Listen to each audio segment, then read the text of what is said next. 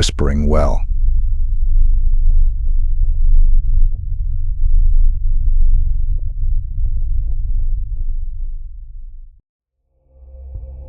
I'm writing this from a small fishing village in northern Norway, where the sun doesn't set for months at a time. I chose this place because darkness is now my enemy. Darkness like the kind that dwells in that ancient well, waiting to whisper its truths to anyone foolish enough to listen. The locals here think I'm just another American expatriate seeking solitude. They don't know I'm hiding from something that exists beyond the veil of our reality. The property listing seemed like fate at the time. After 15 years of urban farming and community gardens in Seattle, I was ready to own a real farm, the kind my grandparents had when I was young. The price was surprisingly reasonable for 180 acres of fertile Wisconsin soil, complete with a restored 1890s farmhouse. The real estate agent mentioned something about the previous owners leaving suddenly, but that's common enough with family farms these days. The well was the first thing I noticed when I pulled up the gravel driveway. It dominated the view from every front-facing window of the house. A circular stone structure about 4 feet high, thick with age and covered in a type of moss I'd never seen before. The covering was heavy oak, secured with a rusted padlock that looked as old as the property itself. I remember thinking it was quaint, even picturesque. God, how naive I was. I found the first journal 3 days after moving in, tucked behind a loose board in the root cellar. It belonged to Martha Wilson, dated 1891. Her handwriting started neat but deteriorated with each entry, becoming almost unreadable by the end. She wrote about voices from the depths that spoke of vast cities beneath the earth and beings that slumber in geometric patterns. Her last entry simply read, "They were here before us. They will be here after. We are nothing but mold on their bread." The county record showed she died in an asylum. The second account came from 1923, hidden inside a false bottom of an old dresser. A farmer named John Peterson described geometric shadows that didn't follow the sun's movement and whispers that spoke of dimensions folded inside themselves. He disappeared after just 6 months on the property. But it wasn't until I found the 1957 recordings that everything started making horrible sense. Thomas Green, a professor who bought the farm as a retirement property, had left behind a series of tape recordings. He spoke of mathematical proofs of humanity's insignificance and truths that nest inside each other like infinite Russian dolls. His voice became more distorted and panicked with each recording, but he was documenting everything methodically until the end. I ignored the warning signs at first. The strange acoustics around the well that made whispers seem to come from everywhere and nowhere. The way my phones and laptops would malfunction within 50 feet of it. The dreams of non-Euclidean angles that left me with migraines. But then the well started speaking to me. It didn't whisper secrets or myths. It spoke equations. Terrible, impossible mathematics that proved our universe was a temporary bubble in an ocean of consciousnesses vast beyond comprehension. It showed me how time itself was a charitable lie agreed upon by beings so ancient they watched our sun's birth as a mere spark. The whispers explained how what we call reality is merely the surface tension on an infinite deep, and we are less than bacteria growing on that membrane. I found more evidence as days passed. Letters from the 1970s, journals from the 1980s, and a USB drive from 2002. Each owner had uncovered a different piece of the cosmic puzzle, but none had assembled them all. The well had been patient, revealing its knowledge piece by piece across generations. I was just the unfortunate soul who finally put it all together. The worst part is that I know now why the well exists. It's not a malevolent entity or a gateway. It's a test site. Something vast and incomprehensible is studying how human minds break when exposed to absolute truth. We are lab rats in an experiment running for centuries. Our shattered psyches carefully documented by beings that experience time as we experience weather. I fled after the night I saw them. Geometries that moved like living things, emerging from the well to take notes with appendages that hurt my eyes to perceive. They noticed me watching. They waved. My farm has probably been resold by now, likely at another suspiciously reasonable price. Sometimes I dream about the new owners finding my own journal, adding another layer to the well's documented history of broken minds. But I won't go back to verify this. I'll stay here in the endless Arctic day, pretending that darkness is the only thing I'm afraid of. Because the equations are still in my head, still proving with perfect mathematical certainty that everything we know is wrong. And sometimes on quiet nights I catch myself working out new proofs on napkins and walls, each one revealing another horrible truth about our place in the cosmos. The well is still whispering. And somewhere in Wisconsin, someone new is starting to listen. The Scarecrow's Curse.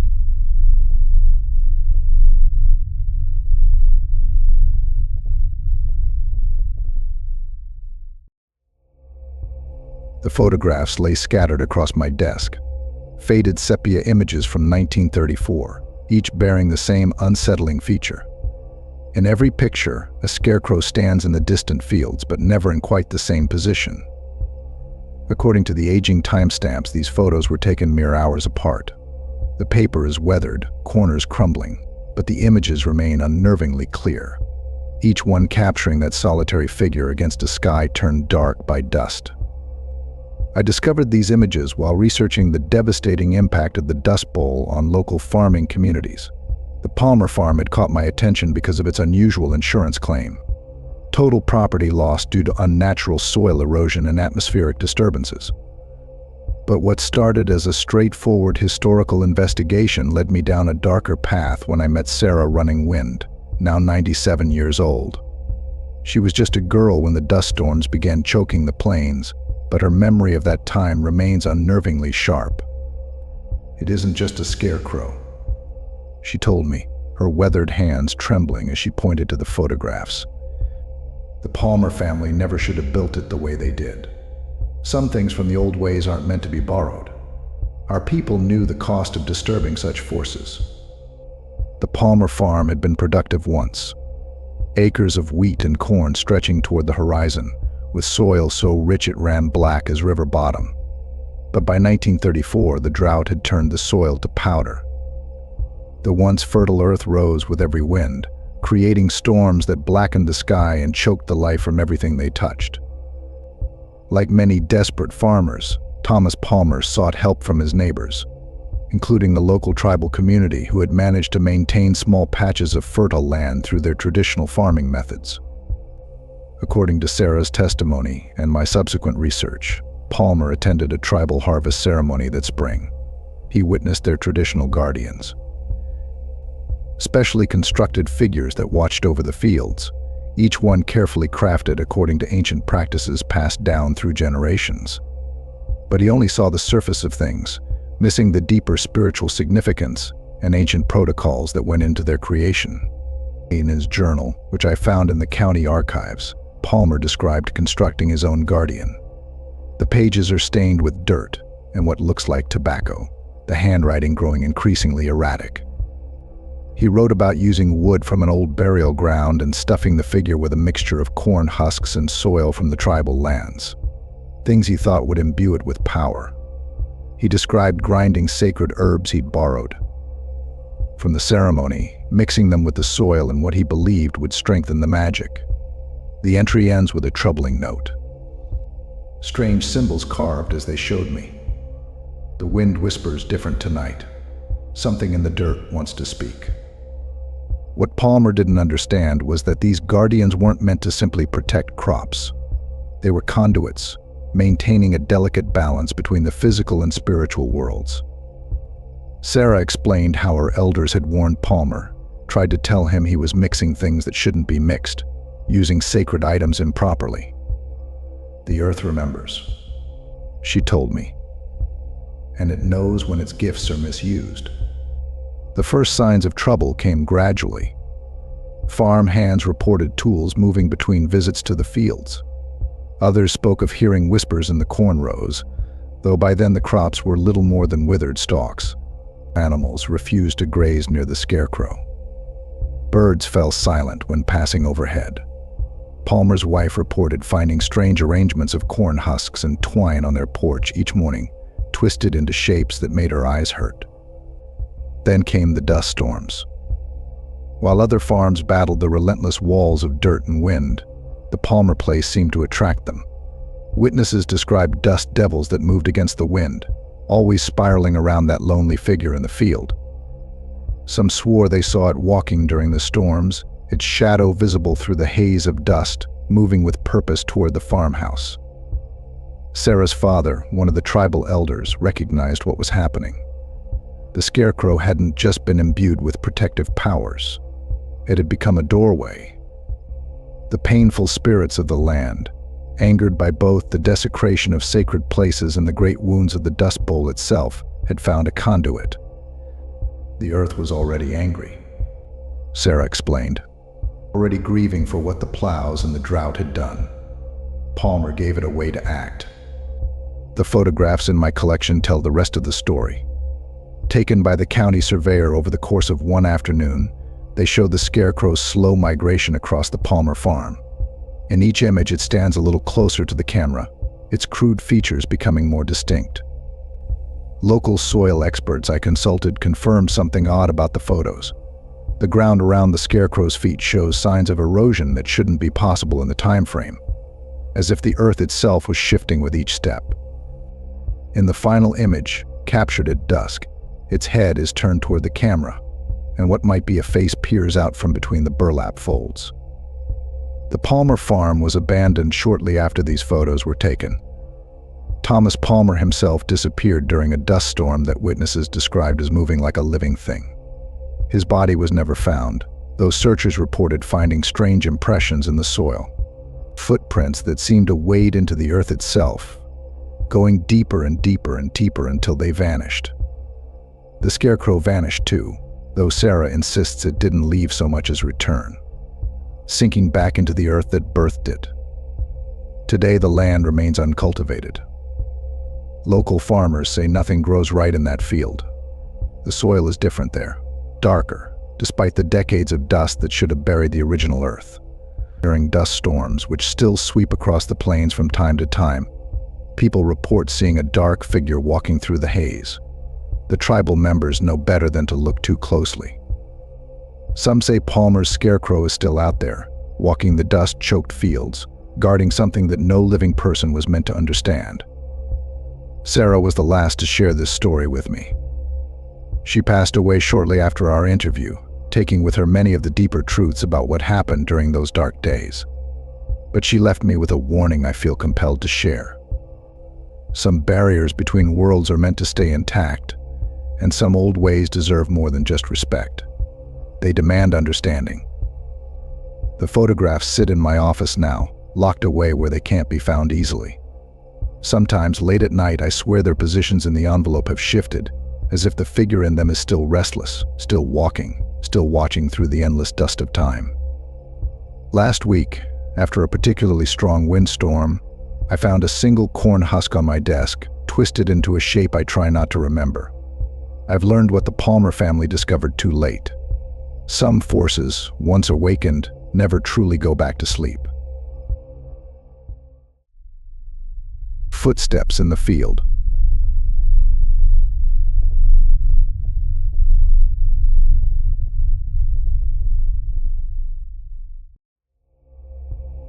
After 20 years of working this land, I know every inch of my cattle farm.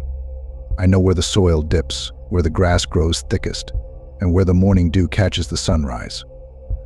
That's why those tracks stopped me cold that October morning. They started in the center of the east pasture. Deep, purposeful impressions in the mud that hadn't been there during my evening check. Something had walked through my field that night. Something heavy enough to leave 4-inch deep prints, but our security cameras showed nothing but empty fields and restless cattle. I've dealt with predators before. Coyotes, the occasional bear, even a mountain lion once. But these prints were different. They were perfectly spaced, methodical, like something walking with purpose. I took photos, measured the depth and stride length, and marked their location on the property map. The local wildlife officer would want documentation if this was something dangerous. My youngest, Tommy, was the first to notice something odd about the cattle. "Dad, they won't go to the east field anymore," he said at breakfast 3 days after I found the prints. "They bunch up at the fence line and just stare." He was right. The herd had been avoiding that entire section of pasture, even though it had some of the best grazing grass. I set up more cameras, installed motion sensors, and even borrowed thermal imaging equipment from a fellow farmer. Sarah, my wife, thought I was being excessive, but 20 years of ranching teaches you to trust your instincts. Something wasn't right. The prints kept appearing, always at night, always starting and stopping abruptly, as if whatever made them could appear and disappear at will. They were moving closer to the house, methodically, week by week. My 15-year-old, Jessica, started mapping them on her laptop, creating a pattern that made my stomach turn. They were spiraling inward, like something circling its prey. The cattle knew.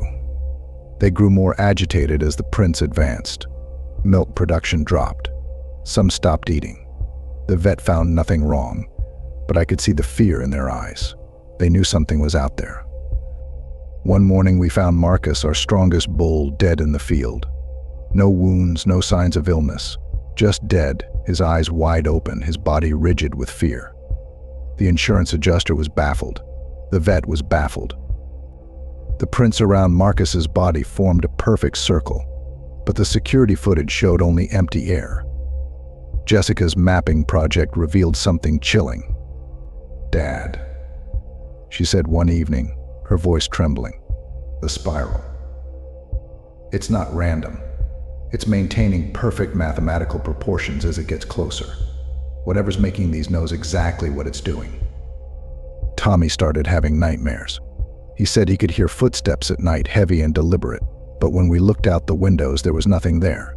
Just fresh prints in the morning, closer to the house. I installed more lights, better cameras, even pressure sensors in the ground.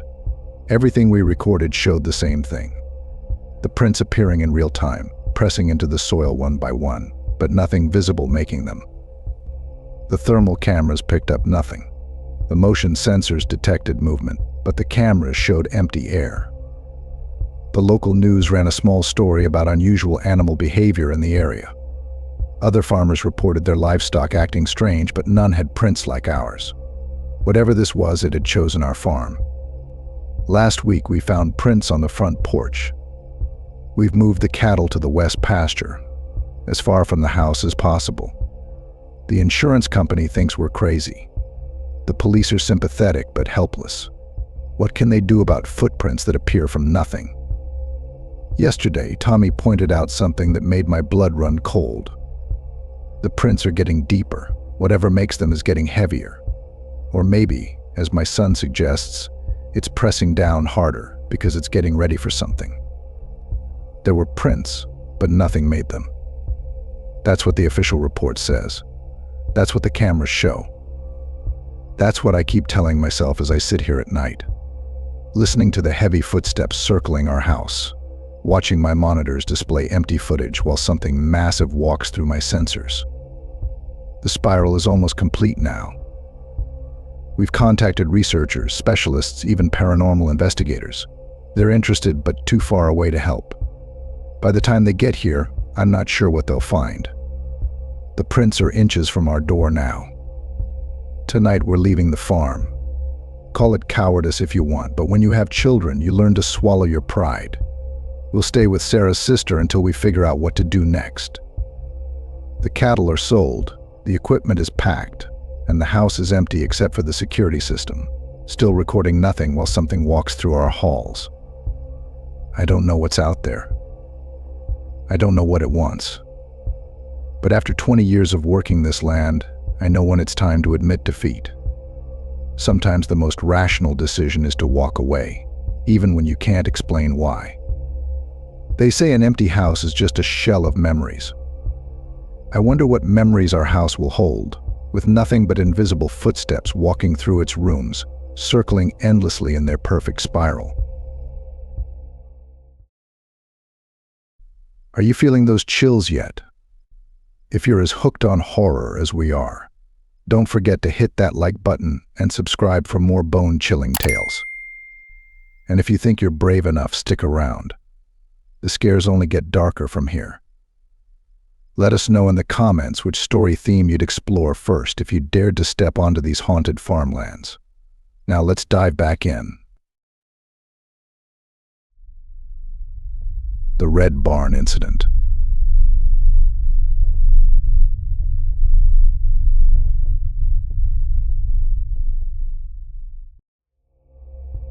Archive document, case file 47B, retrieved from County Historical Society, 1952. Additional notes and witness statements appended 1953, 1957, 1968. The military police never did explain why they painted that barn red. Not the usual oxide red you'd see on other farms. This was different. Something about that color wasn't right. Even now, looking at these old photographs, that shade seems to shift and writhe on the paper like something alive. The lab tests we managed to run in 57 proved inconclusive. The pigment samples seemed to rearrange themselves under the microscope. I've spent 30 years as the county historian, documenting everything from spring festivals to property disputes. But what happened at the Henderson farm in the autumn of 1952 still haunts our records with conspicuous gaps and unexplained inconsistencies. It wasn't until Thomas Henderson's personal journal surfaced in an estate sale that we began to understand the true horror of what locals now call the Red Barn Incident. Thomas had always avoided that barn, just like everyone else in County. Even before the military trucks started showing up in 49, something about the building felt wrong. The livestock wouldn't go near it. Birds never perched on its roof. Local children reported seeing shadows move against the laws of light, stretching in impossible directions when the sun set. Old Mrs. Campbell, whose property bordered the Henderson farm, repeatedly complained about a low humming sound that made her fillings vibrate and caused her cats to behave erratically. But when his younger brother Daniel disappeared 3 days after asking questions about strange lights coming from the structure, Thomas had no choice but to investigate. Daniel had been looking into the unusual number of stillborn cattle in the area, all born with subtle deformities that local veterinarians refused to document. His journal entries from October 1952 detail his methodical observation of the property. He noted unusual patterns in the soil, perfect circles of dead grass spreading outward from the barn's foundation. The air around the building carried a metallic taste, similar to copper but somehow wrong, leaving a film on his tongue that wouldn't wash away for days. Most disturbing were his descriptions of the temperature variations. Spots where the air would suddenly drop to near freezing temperatures, even on warm autumn days, forming perfect cylindrical columns of cold that moved around the property like sentries. What initially appeared to be a simple government research facility, the official story given to locals, began to unravel under Thomas's scrutiny. The military personnel stationed there moved wrong, their gestures too rigid, their faces blank even when speaking. They claimed to be conducting agricultural studies, but Thomas observed them only working at night during precisely calculated lunar phases. He noted how their shadows sometimes lagged a fraction of a second behind their movements, as if reluctant to follow. Several pages missing.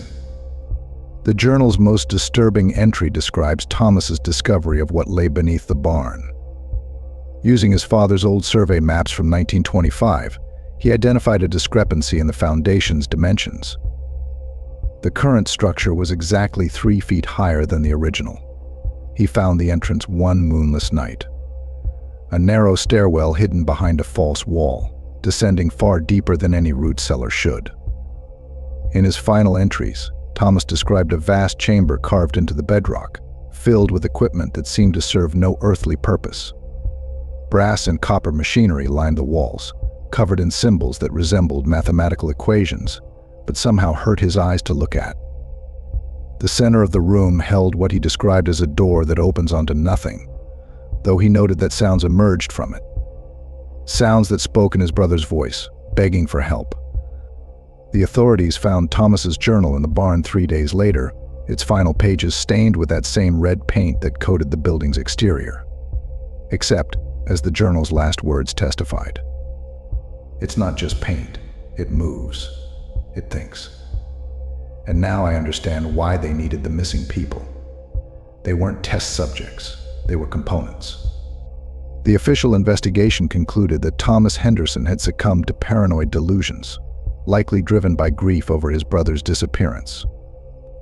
They claimed he had fabricated the entire account and suggested he had left the area voluntarily, just like the 6 other residents who had vanished that year. The military's psychiatric report suggested mass hysteria, citing the townspeople's claims of seeing figures that cast multiple shadows and hearing voices speaking in impossible harmonies. But the military's hasty withdrawal from the site in December 1952 raised questions they never answered. They demolished the barn, buried its foundation under tons of concrete, and classified all records relating to the facility. Their cover story cited contamination from experimental fertilizers, requiring permanent quarantine of the location. The real question, why they needed armed guards posted at the site until 1963, remains unanswered. Those of us who grew up here know better. We've seen the lights that still dance above the concrete slab on certain nights. We've heard the sounds that echo from below, sounds that don't quite match any known animal or machine. And we've noticed how the red stain continues to spread through the soil, year by year, like something testing its bounds. The Henderson family graveyard, a quarter-mile from the site, has been permanently closed due to what the authorities call soil subsidence, though locals whisper about how the coffins are always empty when sinkholes expose them. The Henderson farm remains abandoned, marked as government property and surrounded by warning signs citing environmental hazards. But local farmers swear that on nights when the moon is right, they can hear voices calling from underground. Voices that sound like Daniel Thomas and all the others who asked too many questions about the Red Barn. More disturbing are the newer voices that join them each year, proving that whatever lurks beneath the concrete hasn't stopped growing. Document ends. Attached note. Further inquiries into this matter are discouraged. Case remains classified under National Security Order 17C. Addendum, 1968. 3 investigators involved in archiving this case have been reported missing. No further documentation will be attempted. The Hive Below.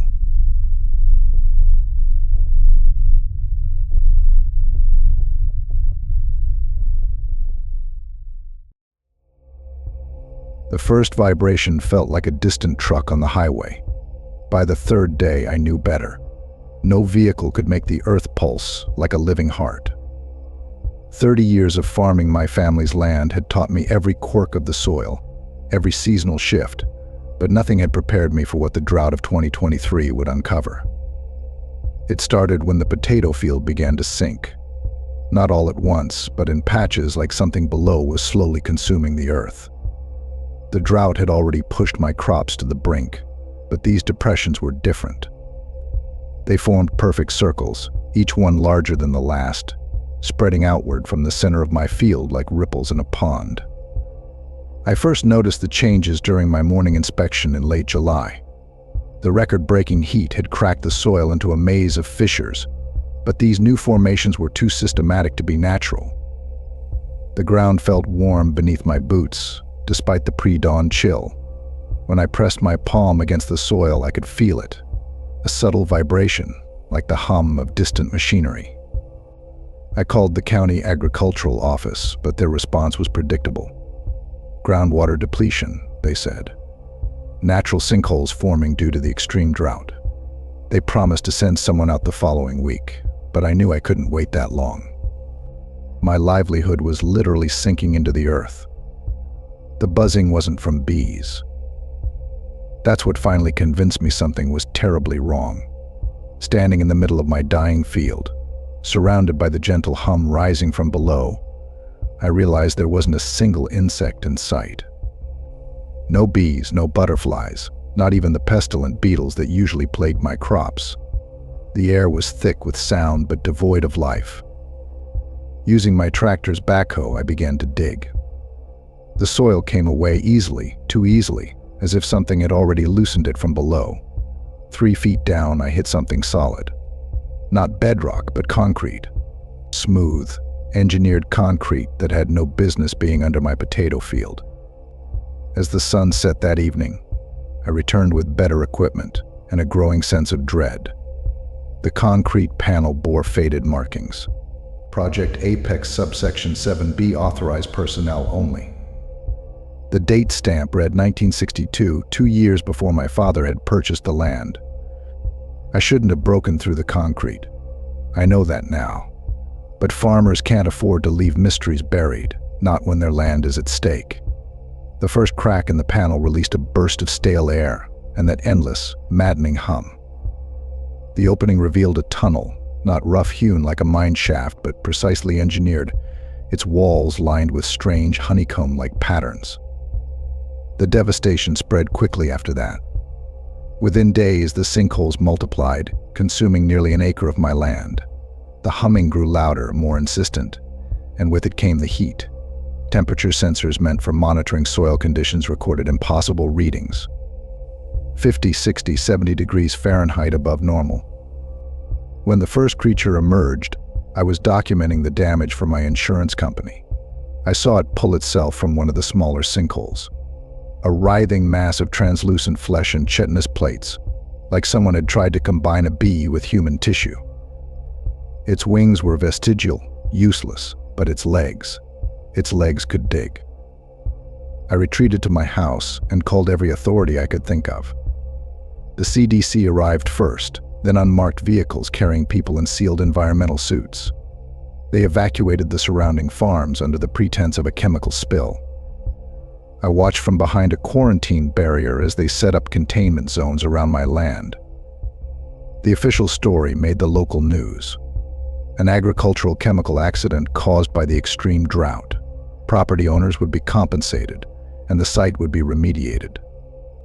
But I had seen the truth in the eyes of the older officials, the ones who recognized the markings on that concrete panel. This wasn't an accident. It was a resurrection.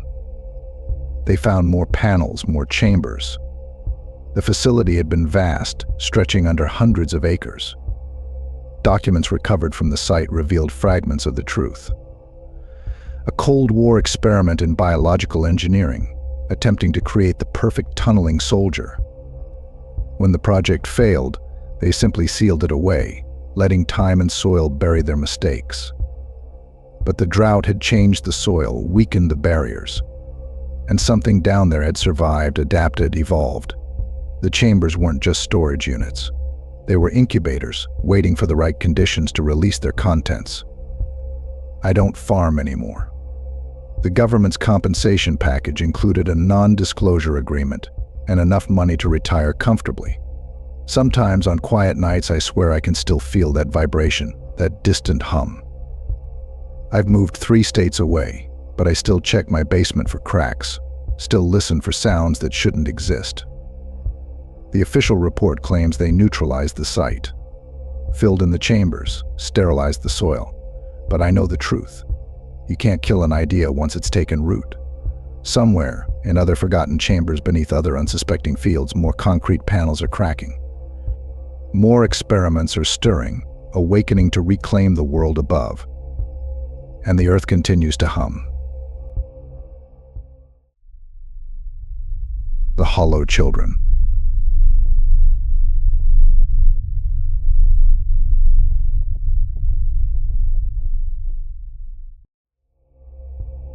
It started on a cold October night under a waning moon. I spotted them just before midnight, standing at the far edge of my land. Small figures, thin and motionless, their faces so dark they seemed to drink in the moonlight around them. They looked like children, but I knew they weren't. I froze, feeling something ancient and terrible crawl up my spine. My grandfather's old warning echoed in my mind. Beware of the hollow children who come to the fields. They are not of this world, and they will lead you to ruin. I'd grown up hearing those stories, whispered from my father, told in half-truths by my grandmother, who had called them the Hollow Ones. Spirits that, according to the old tales my family brought from the old country, could take the forms of children. Children lost in the night, the unbaptized, the abandoned. Restless dead, desperate to cling to life. They were never meant to be seen, I'd been told. If you saw them, it meant they wanted you to see them. But there they were. 5 of them, pale as frost, their eyes dark and hollow like graves dug in shadow. They stood there so still, like statues left out in the field. None of them moved closer. They only stared, their faces swallowed in shadows. I forced myself to look away, to focus on something else, telling myself it was exhaustion, the toll of the harvest season, making me see things. I started back to the house, resisting the feeling that I was being watched with every step. That night, the whispering began. It started faint, so soft I could almost dismiss it as wind through the walls. But near midnight, the sounds sharpened into voices. Childlike murmurs, just barely audible. I tried to brush it off, tell myself it was just the night settling, but the whispers came again, clearer than before. "Come to us." 3 nights later, I woke with a jolt, my breath hanging in cold clouds around me, even though the fire was still crackling in the hearth.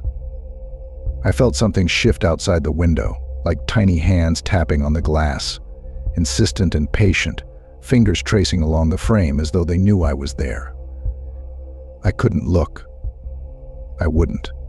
I stayed as still as I could, my heart beating so hard it drowned out the silence. And then I heard them, clearer than ever. Soft voices, all in eerie unison. "We are lost. Let us in. Find us." Each night the whispers grew bolder, the words sharper. They spoke to me in broken fragments, telling stories of dark places, of soil packed over their faces, of long, cold nights wandering alone. They murmured about promises their parents had made, of sins they'd been abandoned for, of lives that had ended in secrets and silence. I could feel my sanity slipping. I was losing sleep, hearing them even in the daylight, hearing those cold, childlike voices echo in my head. I started glancing over my shoulder, feeling them watching me from the edge of my own fields. I tried to act as though nothing were wrong, but the truth was, I felt like they were already inside me. On the 5th day, I went to my neighbor, an old woman who'd lived in the valley as long as I could remember. I told her about the children, the strange whispers, the sense of something just beyond my reach but always watching. She went pale when I described them and grabbed my arm. She leaned close and whispered a single word I hadn't heard in years. Milings. I knew that word. They were spirits of children who had died unbaptized, restless, angry, denied peace. They were hollow, she told me, with nothing inside but hunger and desperation. They'd mimic the living, their empty forms taking on the guise of children, all to bring you close. But the old tales warned. They were empty shells, hollow bodies filled with nothing but cold.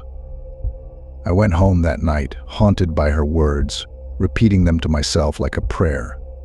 They were hollow milings, the hollow children. On the 7th night I gave in. They appeared as they always did, standing in the field.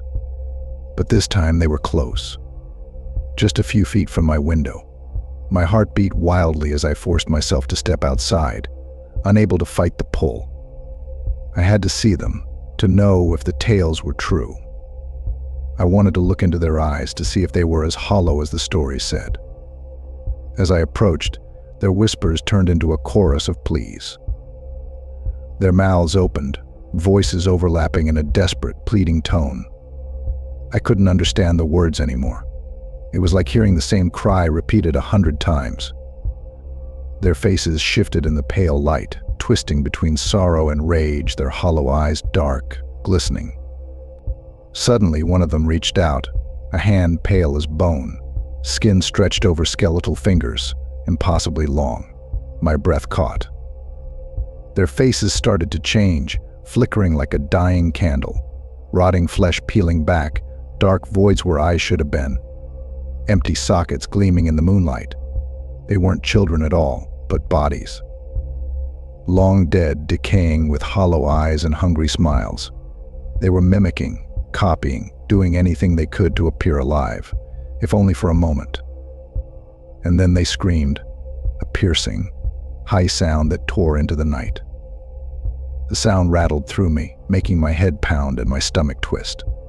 The smell of rot filled my nose, and I could barely breathe. My vision began to blur, my body numb from the cold that poured off them. I staggered back, panic surging, but they moved toward me, every step closing the gap. I turned and ran, stumbling back to the house. I slammed the door, locking it tight as the cold and silence swallowed me.